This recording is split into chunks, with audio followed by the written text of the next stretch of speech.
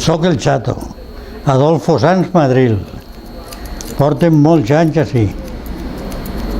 Almenys 62 o 63 anys. Ma mare volia que fora jo barber. Mon pare morí quan jo tenia 7 anys. Ficàrem un home així i quan jo ne tenia 14 morí també aquest home. I no tinc més remei que quedar-me així als 14 anys. Tots els meus amics per ahir jugant a tot i jo així als 14 anys, que era un crió, venien les falles, anaven tots a ballar i jo estava així fins de quina hora de la nit. Pues antes la gent venia totes les setmanes a afaitar-se i fer-se el coll i tallar-se el monyo i anaven al cine en les nòvies, deixaven les nòvies en casa i venien a la peluqueria.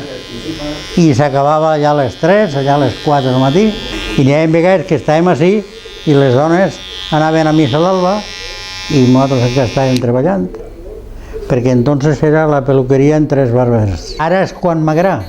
A partir de que he anat fent-me major, pues m'ha agradat alguna cosa. Aquesta barberia estava molt bé quan se muntà i després ja ha passat ja a l'olvido. Tallen monyos que pareix, l'uno el talla a les dones, altres es tallen els amics, tot pelats, i dius, bueno, això com pot ser que ho porten així?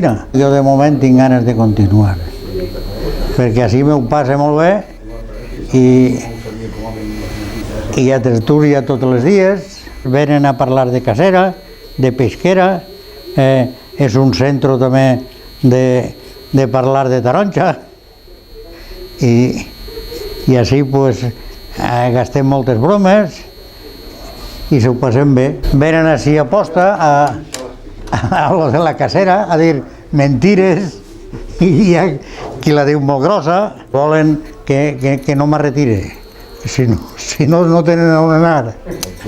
I li diuen a al local que és el bar més barat del poble, perquè venen així i no fan gasto, així que així tenen caramelos, cacau. Este soc jo, este és el pelao d'ací, este també soc jo. Buenas tardes.